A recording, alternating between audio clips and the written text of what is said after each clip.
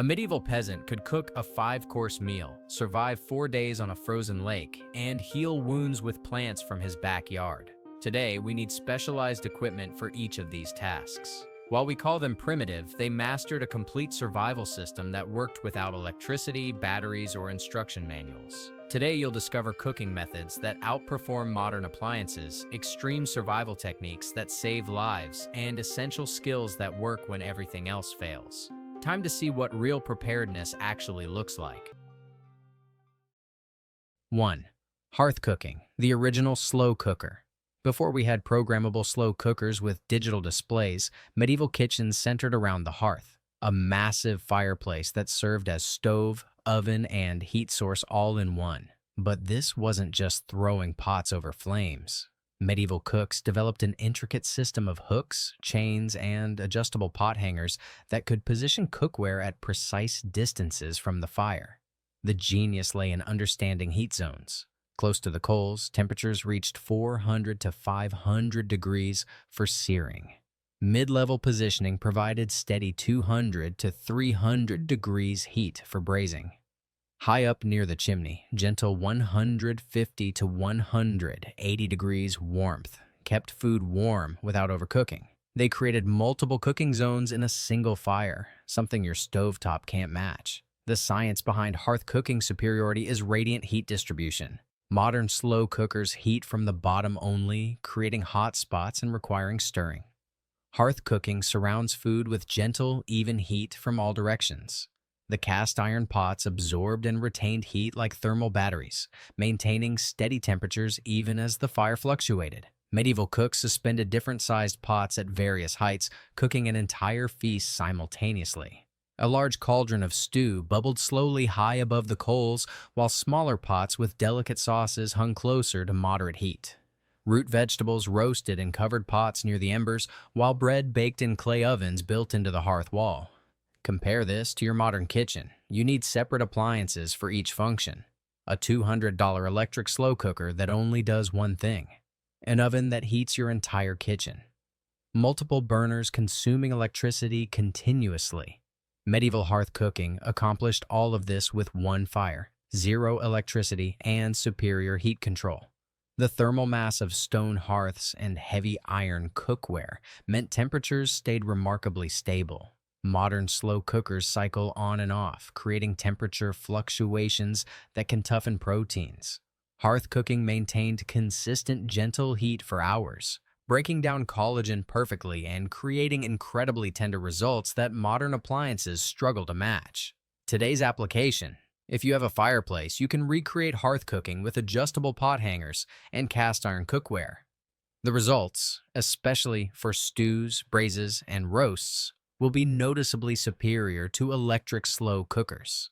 The food develops deeper flavors and better textures because the cooking environment more closely mimics the gentle, even heat that creates perfect results. 2. Spit roasting, self-basting perfection. Watch a medieval spit roast in action, and you'll witness the most elegant cooking method ever devised. A whole animal or large cut of meat rotates slowly over glowing coals, continuously basting itself with its own rendered fat. This isn't just cooking, it's edible engineering that creates results no modern appliance can match. The physics of spit roasting solve every problem that plagues modern roasting. As the meat rotates, gravity pulls the rendered fat across the entire surface, creating continuous natural basting. This fat layer protects the meat from drying out while developing an incredibly crispy, flavorful crust. Modern roasting requires manual basting and often results in uneven browning and moisture loss.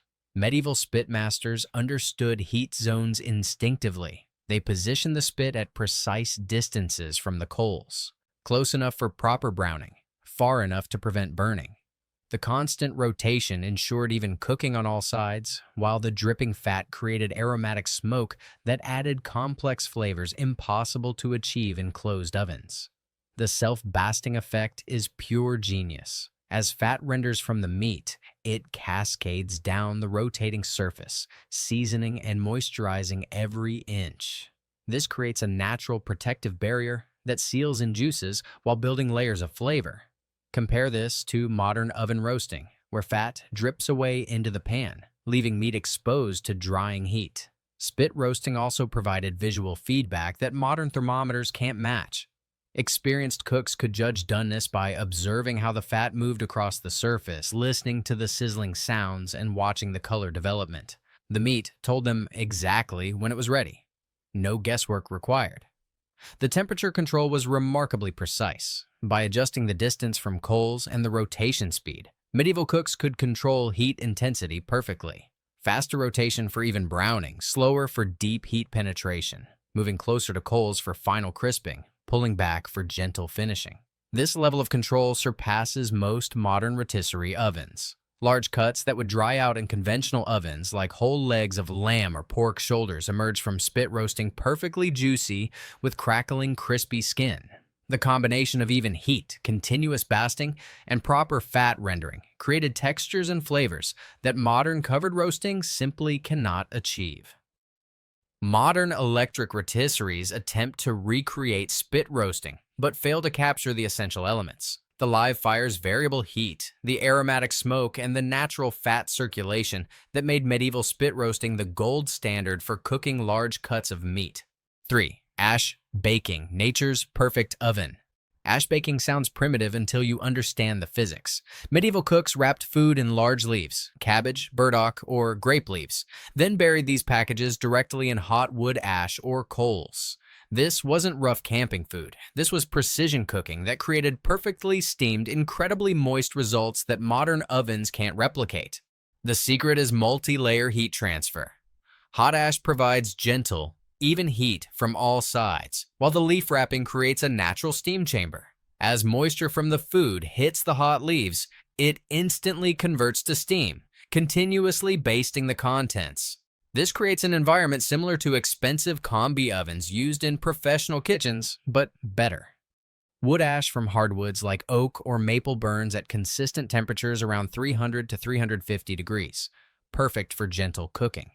Unlike oven heat that comes primarily from above and below, ash heat surrounds food completely.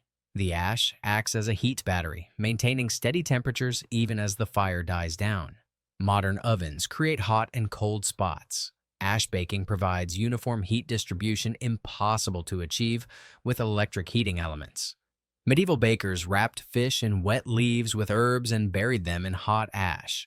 The result was perfectly flaky fish that retained all its moisture and absorbed subtle smoky flavors. Vegetables like potatoes, beets, and turnips became incredibly sweet and tender. Whole chickens emerged with crispy skin and juicy meat. No basting required because the steam envelope prevented moisture loss. Compare this to modern oven roasting, which relies on dry heat that draws moisture from food surfaces. Even with foil tenting or basting, you're fighting against the drying effects of circulating hot air. Steam ovens cost thousands of dollars and attempt to recreate what ash baking achieves naturally. The leaf wrapping added another advantage: natural flavoring. Different leaves imparted subtle tastes. Grape leaves added mild tartness. Cabbage leaves contributed slight sweetness, and fig leaves provided delicate floral notes. These weren't just packaging, they were flavor enhancers that modern aluminum foil can't match. Ash baking also eliminated guesswork about doneness. Medieval cooks could tell when food was ready by the aroma that escaped through the ash and the sound of gentle sizzling. The consistent heat meant predictable cooking times, something many home cooks struggle with in modern ovens with uneven heating. Today's adaptation: use parchment paper and coarse sea salt to recreate ash baking effects in modern ovens, though the results won't match the superior heat distribution and moisture retention of true ash cooking.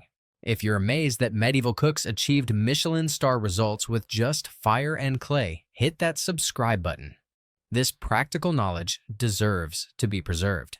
Which of these techniques would you actually try? Drop a comment below and let me know if you want more episodes exploring forgotten cooking wisdom that outperforms modern methods. 4. Salt crust cooking. The moisture lock. Medieval cooks discovered that encasing food in salt created an impermeable seal that trapped moisture while seasoning perfectly from the outside in. This wasn't just preservation. It was precision cooking that created results modern techniques struggle to match. The salt crust method transforms ordinary ingredients into extraordinarily tender, perfectly seasoned dishes. Creating the perfect salt crust required precise technique that medieval cooks passed down through generations. They would start by mixing coarse sea salt or rock salt with egg whites, beating the mixture until it formed a thick, moldable paste. Some cooks added small amounts of flour or crushed herbs to the mixture for additional binding and flavor. The food, whether fish, meat, or vegetables, was then completely encased in this salt paste, with cooks using their hands to mold and seal the crust around every contour. The thickness had to be just right. Too thin and moisture would escape. Too thick and cooking would be uneven. When mixed with egg whites or water, coarse salt forms a paste that hardens into an airtight shell during cooking. This shell prevents moisture loss while allowing gentle, even heat penetration. Inside this natural pressure cooker, food steams in its own juices while absorbing minerals from the salt crust. Medieval salt crust wasn't limited to fish, though whole salmon or sea bass emerged spectacularly tender and flaky. Whole chickens developed incredibly juicy meat, while vegetables like beets and turnips became sweet and creamy.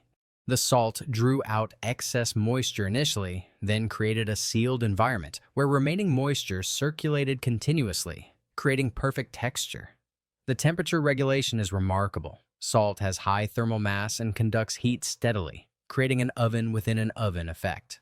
External heat transfers through the salt crust at controlled rates, preventing overcooking while ensuring thorough doneness. Food cooks gently and evenly from all sides, something impossible to achieve with modern direct heat methods. Modern sous vide cooking attempts to recreate these effects using vacuum-sealed bags and precise temperature control. Expensive immersion circulators maintain exact temperatures while vacuum sealing prevents moisture loss. Salt crust cooking achieves identical results using medieval technology. No electricity, no plastic bags, no complex equipment. The seasoning effect is perfectly controlled. The salt crust doesn't make food salty because it forms a barrier. Instead, it draws out excess moisture initially, concentrating flavors, then maintains the ideal moisture level throughout cooking. The result is perfectly seasoned food that's neither dry nor oversalted. Medieval cooks could judge doneness by observing the salt crust. Properly cooked food caused the crust to crack slightly as internal steam created pressure. The aroma that escaped told experienced cooks exactly when food was ready. No thermometers needed. The salt crust provided all the feedback required. Breaking open a salt crust reveals perfectly cooked food that's impossibly tender and flavorful. The dramatic presentation, cracking through the hardened salt to reveal pristine fish or meat inside, remains impressive even by modern standards. This cooking method combined function with theater, creating memorable dining experiences that modern cooking rarely matches. 5. Smokehouse preservation. Flavor plus function. Medieval smokehouses accomplished what modern kitchens need multiple appliances to achieve: preservation, flavor enhancement, and cooking, all simultaneously. These weren't simple smoking sheds, but sophisticated chambers that controlled temperature, humidity, and smoke density to create results that electric smokers and refrigeration still can't match. The dual function of preservation and flavor was revolutionary food science. Cold smoking required building fires in separate chambers connected to the main smoking room through underground tunnels or pipes. Medieval smoke masters would burn wood in these fireboxes, allowing smoke to cool as it traveled through the connecting passages before reaching the hanging meats. This process kept temperatures below 90 degrees while filling the chamber with dense, flavorful smoke that penetrated deep into the meat fibers. For hot smoking, they would move the firebox closer or create direct fires within the smoking chamber itself, maintaining temperatures between 225 to 250 degrees. Medieval smoke masters could switch between modes in the same chamber, creating versatile food preparation that modern equipment separates into distinct appliances. Wood selection was crucial chemistry that modern pit masters still study. Oak provided steady, mild smoke for long preservation. Apple and cherry added sweetness to pork and poultry. Hickory created robust flavors for beef and game. Medieval smokers understood that different woods contained varying levels of lignin and cellulose that broke down into specific flavor compounds during combustion. The smokehouse design controlled airflow with scientific precision. Adjustable vents regulated oxygen flow that determined burn temperature and smoke density. Too much air created hot fires that cooked too quickly. Too little produced bitter, acrid smoke. Medieval builders positioned vents and chimneys to create laminar smoke flow that enveloped food evenly without creating hot spots. Temperature control without modern thermometers required deep understanding of fire behavior. Medieval smoke masters judged temperatures by observing smoke color, feeling heat levels, and listening to fire sounds. White smoke indicated clean burning and proper temperatures. Yellow smoke meant too hot and bitter flavors. Blue smoke showed perfect conditions for flavor development. The preservation chemistry was remarkably effective. Properly smoked meats lasted months without refrigeration while developing increasingly complex flavors. The combination of dehydration, salt curing, and antimicrobial smoke compounds created hostile environments for harmful bacteria while encouraging beneficial fermentation that enhanced taste.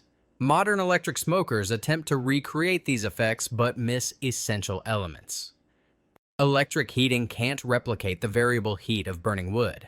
Automated controls eliminate the real-time adjustments that medieval masters made based on weather, humidity, and food conditions. Most importantly, modern smokers prioritize convenience over the time required for proper smoke penetration and flavor development. The flavor complexity from traditional smokehouses came from patience and natural processes that modern shortcuts can't replicate.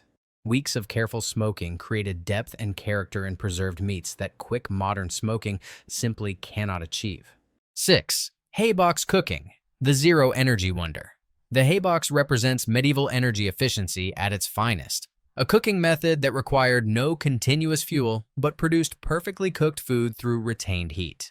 This wasn't just conservation, it was smart physics that achieved better results than modern electric cooking while using zero ongoing energy. The principle is elegant thermodynamics. Food was brought to boiling in a pot, then immediately transferred to an insulated box filled with hay, straw, or wool. The retained heat continued cooking slowly and evenly for hours without additional fuel. This gentle, consistent cooking produced incredibly tender results that aggressive stovetop heat can't match. Medieval hay boxes were sophisticated insulation systems constructed through careful craftsmanship. Carpenters built wooden boxes with double walls, filling the gap between inner and outer walls with sawdust or wool for extra insulation. The box itself was built with thick wooden walls to minimize heat loss. Inside, carefully arranged hay or straw created dead air spaces that prevented convection cooling. The pot nestled into this insulation cocoon that maintained cooking temperatures for 6 to 8 hours without external heat. The cooking chemistry is superior to modern methods. Conventional cooking applies heat continuously, often creating hot spots and requiring stirring to prevent burning. Haybox cooking maintains steady, gentle heat that penetrates food evenly without agitation. Proteins cook slowly and uniformly, breaking down collagen perfectly while retaining moisture. Tough cuts of meat that require hours of braising emerge from hay boxes incredibly tender. Dried beans cooked completely without becoming mushy. Rice and grains developed perfect texture without risk of burning or sticking. The consistent low heat prevented the protein coagulation and moisture loss that plague modern high-heat cooking. Energy efficiency was remarkable for its time.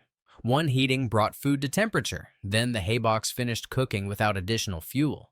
Medieval households could prepare dinner in the morning, then focus on other tasks while the haybox completed the cooking process. No monitoring, no stirring, no additional fuel consumption. Modern thermal cooking attempts to recreate haybox principles using specialized pots with extra insulation. These wonder cookers cost hundreds of dollars and use electric heating elements to maintain temperature. The medieval haybox achieved identical results using free materials and zero ongoing energy. The safety factor was significant. Unlike open fires that required constant attention, hayboxes were completely safe once sealed. No risk of burns, fires, or overcooking. Food could cook unattended all day while people worked in fields or attended to other duties. Today's application works perfectly for modern kitchens. A well-insulated cooler can function as a hay box, allowing slow cooking without electricity. The results, especially for tough meats and dried legumes, surpass Bonmo's electric slow cookers while consuming no energy after the initial heating. These weren't primitive methods, they were sophisticated solutions that understood food at a molecular level, just without the terminology. While we rely on electricity and gadgets, medieval cooks mastered physics, chemistry, and patience. They achieved superior results because they worked with natural processes instead of fighting against them. Maybe it's time we remembered that the best cooking doesn't always need a power outlet. Sometimes the old ways aren't just different, they're actually better. Those cooking techniques we just explored weren't just about making better food, they were about staying alive. But what happens when you can't even reach your kitchen? When you're trapped in the wilderness with nothing but the clothes on your back? Here's the ultimate test. Could you survive 4 days on a frozen lake using only medieval knowledge? Most modern survivalists would die in hours. But watch what happens when someone who actually understands these old techniques faces nature's worst nightmare. Imagine being completely alone in the middle of a frozen lake, with no modern equipment, no cell phone to call for help, and only the clothes on your back and a few rudimentary tools. Sounds like a nightmare, right? Well, for a medieval peasant, this was just another challenging day in the frozen paradise they called winter. While nobles with their fine furs and useless servants would have frozen to death within hours, medieval peasants developed survival techniques so effective they'd make Bear Grylls look like a lost tourist in a shopping mall. Let's dive into the story of how a simple medieval peasant survived 4 days trapped in ice, using only traditional knowledge and tools you could make with a stick and a sharp rock. And yes, he did this without a single YouTube tutorial or motivational Instagram post.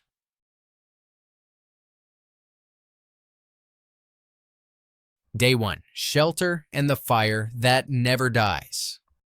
The first challenge for our peasant wasn't the cold. It was the cutting wind that turned 10 below zero into something that felt like 30 below.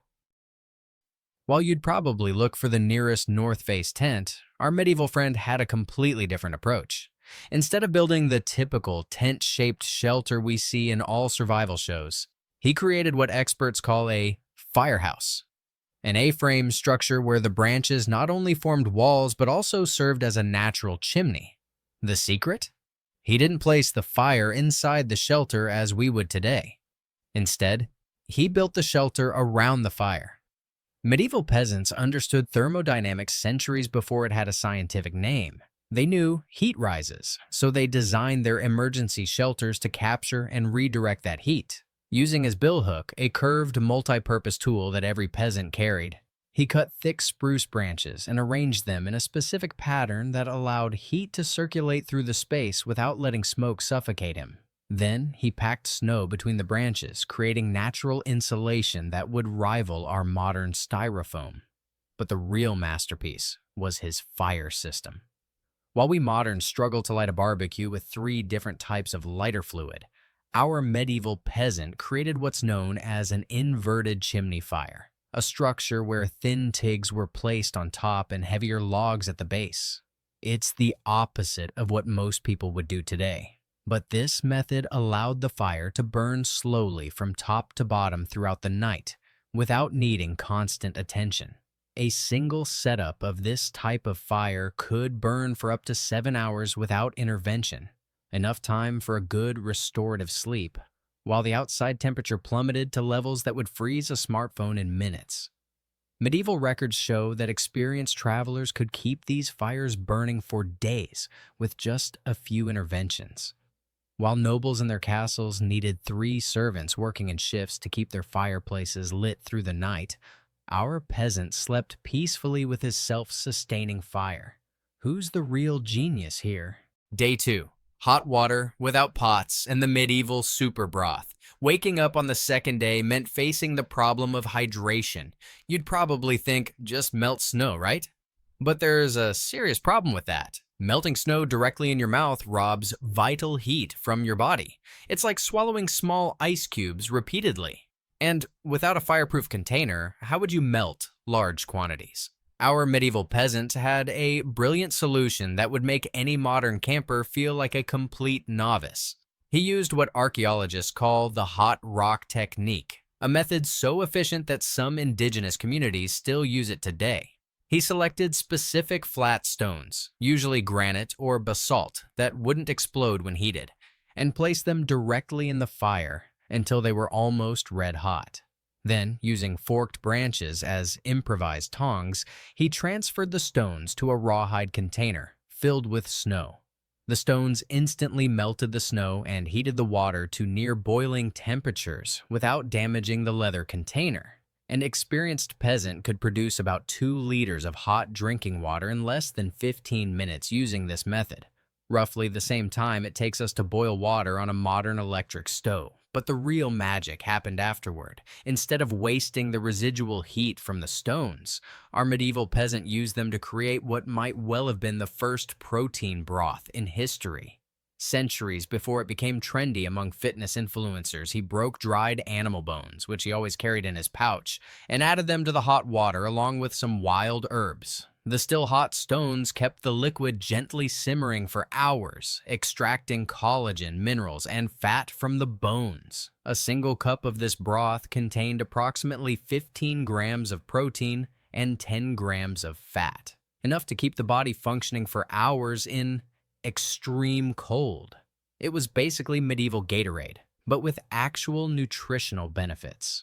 While nobles in their castles drank watered-down wine and ate white bread with little nutritional value, our peasant sipped a superfood that would keep him alive in the most extreme conditions.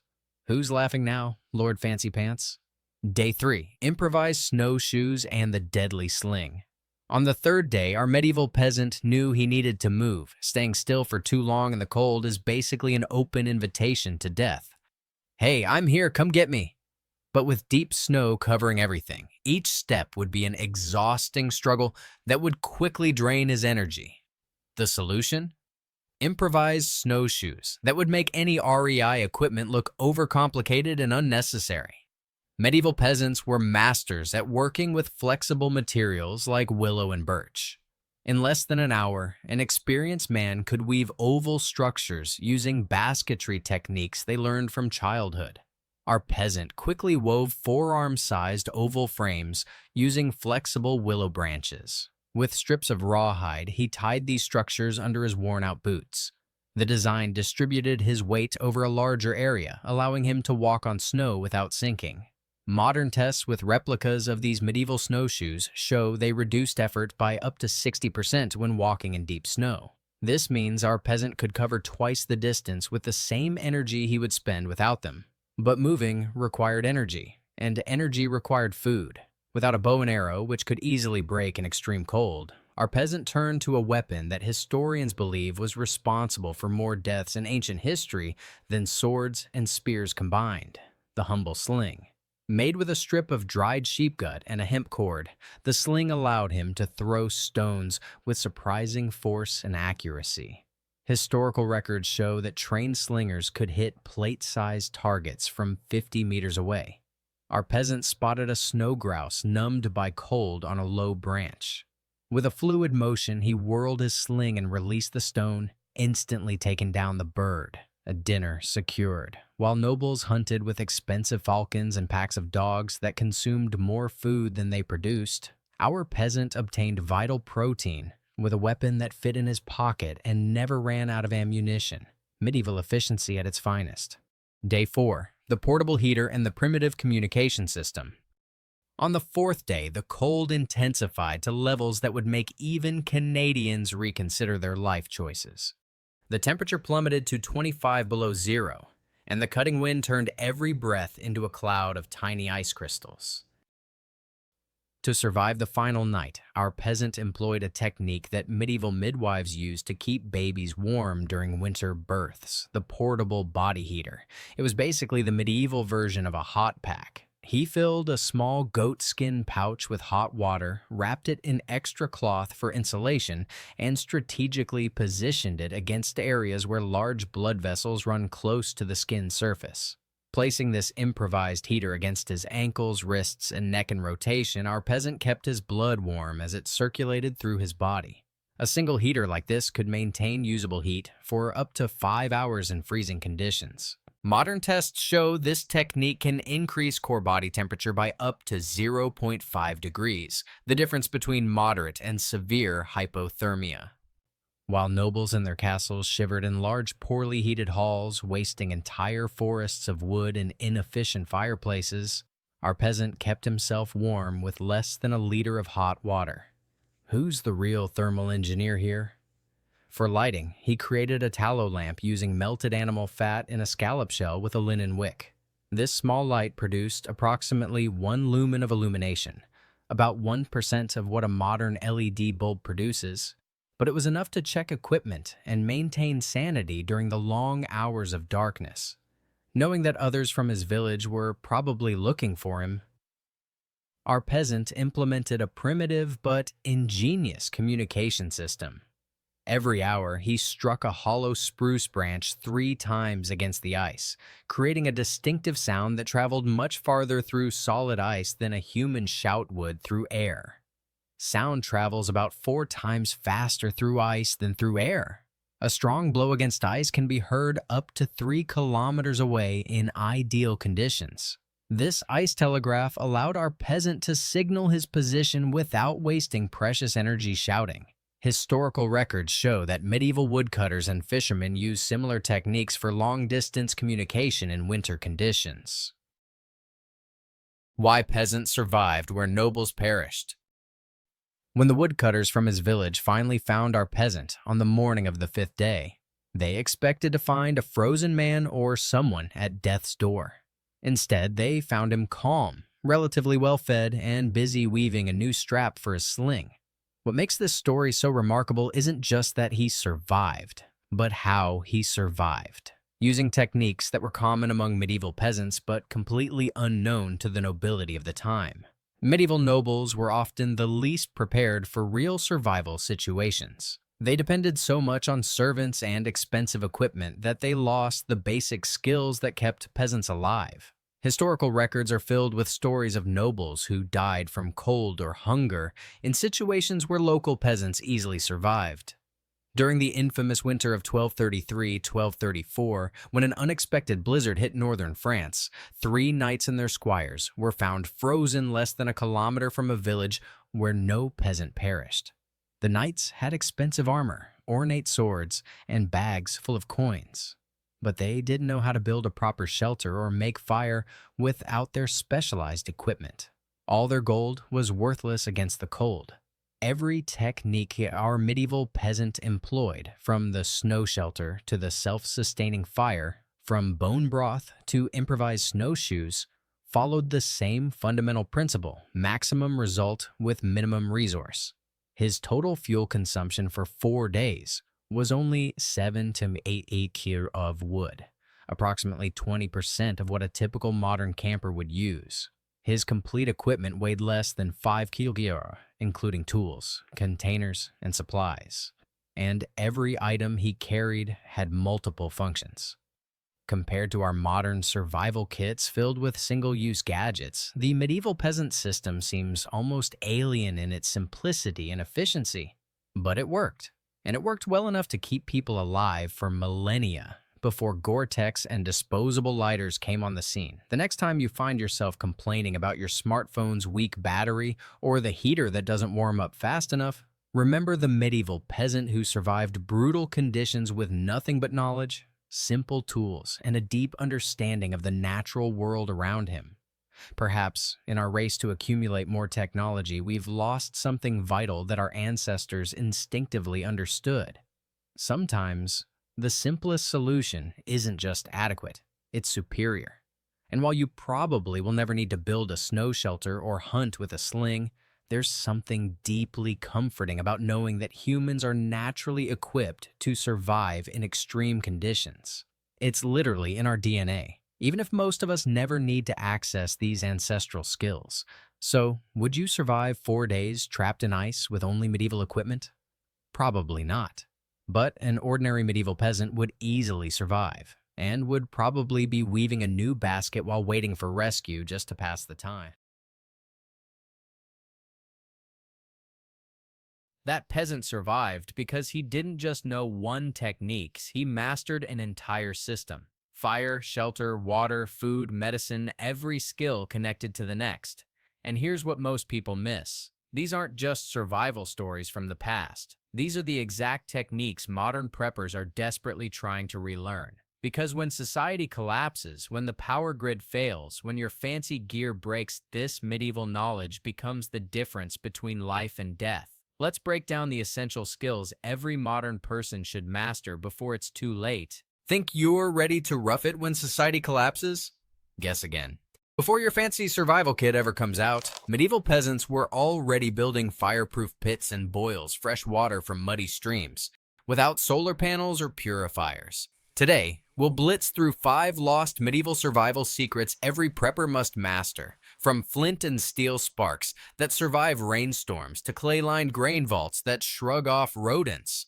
Strap in, these old-school hacks aren't dusty folklore, they're the blueprint for staying alive when your batteries die.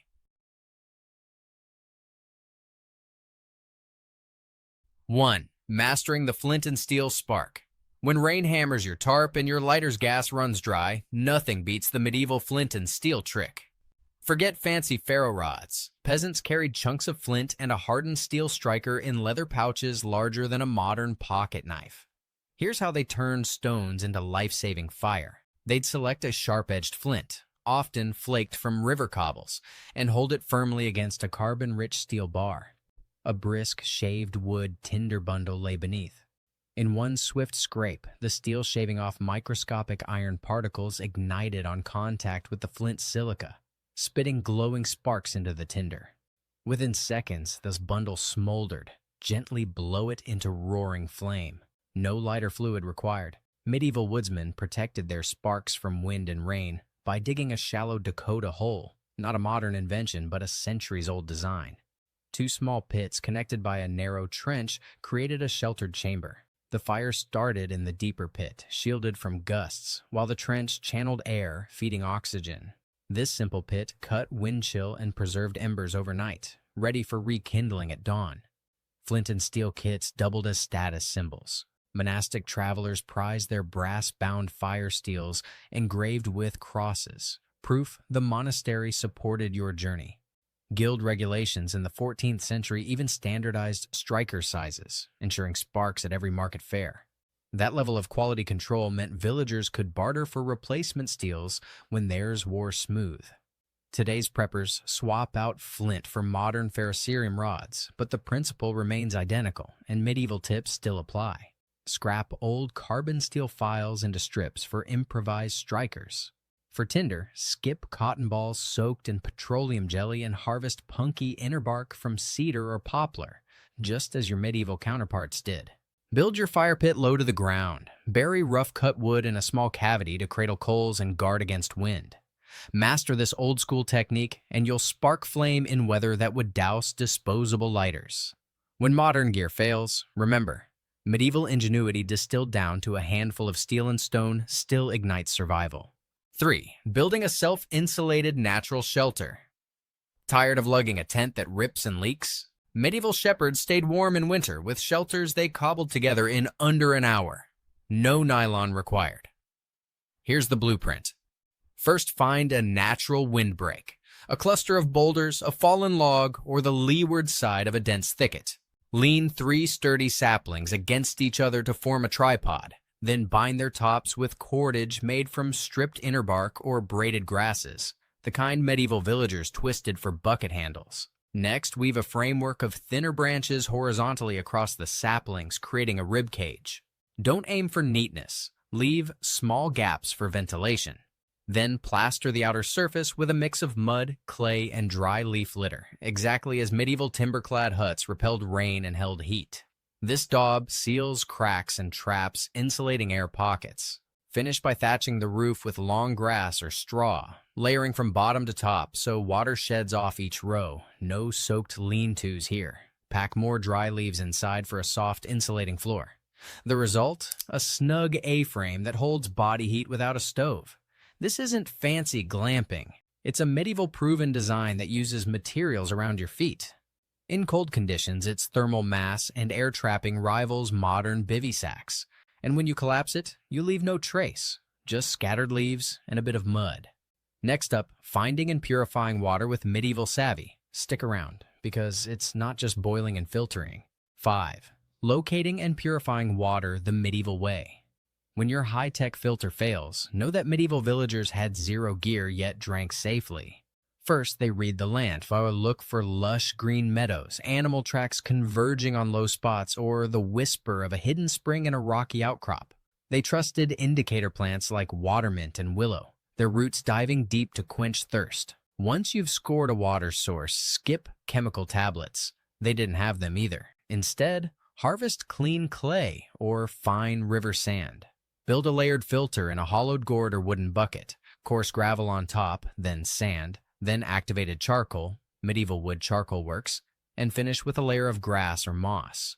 Pour water slowly. Gravity draws out particulates. For the final kill step, heat medieval style. Carve or hollow a clay pot, set it in your fire pit, and bring water to a rolling boil. In absence of metal cookware, heated stones can be dropped into the container, just as villagers did before pots became common. Let stones cool outside before handling. By combining natural indicators, DIY filtration, and rock-heated boiling, you mirror medieval pragmatism. No pumps, no cartridges, just observation, layered purification, and heat. Stick around for the next skill, medieval food preservation that beats any freezer. 6. Sun and smoke, food preservation. Think refrigeration is a modern miracle? Medieval villagers stored meat and grain for months without electricity or vacuum sealers. Here's how they did it, and how preppers can copy those low-tech hacks today. First off, meat drying wasn't just hanging slabs in the sun. Peasants built smoking sheds, simple timber frames fitted inside a lean-to roof. Beneath the floor, embers of oak or fruit wood smoldered, producing gentle, smoking heat. They sliced meat into thin strips, wooden skewered or hung from rafters, and left vents slightly ajar so smoke drifted through but rain stayed out. The combination of salt curing and slow smoke penetration removed moisture, infused antimicrobial phenols from the wood, and created a crust that shut out insects. In as little as 3 days, that stack of venison or pork turned into jerky that would keep through winter. Now, sun-drying grain required discipline. Instead of dumping oats or barley on tarps where birds and rodents feasted, medieval farmers built raised drying racks, woven willow poles set on adjustable tripods. As the midday sun beat down, wind passed beneath, carrying away moisture. Once grain cracked and rattled dry, they transferred it into clay-lined subterranean bins known as earth houses. These underground vaults were pest-resistant. Cool soil temperatures prevented mold, while the clay lining kept out beetles. A weekly rake-through with a hooked tool sufficed to shake out any invaders. For modern preppers, these techniques translate directly. Craft a simple smokehouse with salvaged pallets and a low fire pit, using locally sourced hardwood chips. Dry your game or chicken with charcoal light smoke, not just electric dehydrators. And for grains or legumes, build an insulated bin by digging a hole, lining it with a food-grade tarp or clay plaster, and covering with a weighted lid. No fancy mylar bag necessary. It's not just about survival theater. During famines or when storms knock out power, being able to store protein and carbs safely saves lives. Medieval smoke and sun methods required no batteries, no processed chemicals, only salt, timber, and patient craftsmanship. Plus, they double as barter goods. Homemade jerky and heirloom grains win trust in any crisis economy market. By blending salt cures, smoke infusion, and earth-cold storage, you create a pantry that laughs at grid failures. Next time you stock up, remember, medieval kitchens invented these tricks. If they could feed armies besieged for months, they can keep your bug-out pantry stocked too. 7. Herbal first aid and campsite sanitation. Let's face it, antibiotics and hand sanitizer are luxuries in a real SHTF scenario. But medieval healers had their own dispensaries in the countryside, and those remedies still beat doing nothing. Start with plantain leaves, not the banana relative, but the broadleaf weed that grows everywhere humans trample. Crush the fresh leaves between stones until they weep a sticky green juice. Then spread it on insect bites, minor cuts, or poison ivy rashes. Medieval herbals praise plantain for its anti-inflammatory compounds. Today's studies confirm its ability to reduce swelling and draw out toxins. Tie the leaf poultice down with a strip of linen or vine, change daily, and watch redness fade. Next up, charred cotton and clay for bleeding wounds. That charcoal cloth wasn't some modern EMS trick. It was standard issue. When a knight's mail shirt couldn't bend around a gash, surgeons packed blackened linen into the wound. The charcoal absorbs bacterial toxins and controls bleeding, while clay's natural alum content helps constrict vessels. Dish out a fingerful of this paste in a pinch, or pre-char some cotton balls over your campfire. Seal them in a dry pouch, and you've got a natural hemostatic. Of course, medieval toilet routines leaned on segregation and boiling water. Castles routed latrines through covered gutters away from living quarters. Monks boiled chamber pot water daily with a handful of peppermint or juniper berries to deodorize and kill pathogens. For preppers, dig a latrine trench at least 30 meters from your water filter station. Cover it with loose soil after each use, and boil all cooking and cleaning water, even if it leaves a herb-infused taste that reminds you of monastery life. Lastly, tinctures of yarrow and garlic weren't Baroque curiosities. Mash fresh garlic cloves with a bit of alcohol, spirits, or even strong beer, and let it stand in sunlight for a week. Strain and use as an antibacterial wash, perfect for scrubbing pans or treating blisters. Yarrow's wound-healing properties come from sesquiterpene lactones that combat infection. Medieval battlefield medics carried small pouches of dried yarrow to sprinkle on dressing changes. Combine these 5 elements: plantain sealants, char clay packing, sanitary latrine placement, boiled aromatic water, and herbal tinctures, and your camp's hygiene rivals any modern field hospital. No panic button sprays needed, just nature's first aid kit refined by centuries of trial and error. 2. Rope and bucket wells, lifting water the medieval way. Long before pumps, pipes, or pressure systems, medieval villagers solved the water problem with wood, rope, and balance. In places where water tables ran deep and hands alone couldn't reach, they engineered wells so clever they worked for generations with almost no maintenance. The most reliable of all? A simple rope and bucket setup, refined with a counterweight system that made heavy water feel light. It started with a stable stone or timber ring built around the wellhead, giving structure to the shaft and a safe edge to work from. Above it, 2 upright beams supported a horizontal axle, and mounted at the center of that axle was a wooden drum or spool where the rope could coil smoothly. One end of the rope was tied to a sturdy bucket, and the other, less obvious, was connected to a counterweight. That weight, often a bag filled with rocks or iron scraps, hung freely and balanced the load. The system turned what would have been a 2-person struggle into a one-handed task. When someone cranked the axle, the counterweight pulled in the opposite direction, lifting the heavy bucket as if it weighed half as much. No pulley wheels, no gears, just leverage, balance, and gravity doing the dirty work. Even children or the elderly could haul water without straining their backs. This wasn't just a convenience. It was survival tech. Deep wells provided cleaner water than surface ponds or rivers, and reducing the effort needed to access them meant fewer skipped trips, especially during winter or in times of sickness. Some wells were communal, built near village centers or inside monasteries. Others were hidden inside courtyards or barns for security and year-round access. In castles, deeper wells were often protected behind locked doors or inside towers to prevent sabotage during sieges. For modern preppers, a rope and bucket well with a basic counterweight system remains one of the most robust, repairable, and electricity-free water solutions available. If you have access to a well shaft or plan to dig one, consider adding a simple beam frame above it. The crank axle can be made from pressure-treated wood, and the counterweight can be anything heavy and weatherproof: a sealed sandbag, old dumbbells, or even a concrete block wrapped in tarp. Add a backup pulley if needed, but don't overcomplicate it. What made the medieval version brilliant was how easily it could be rebuilt. If the rope frayed, you spliced in new hemp.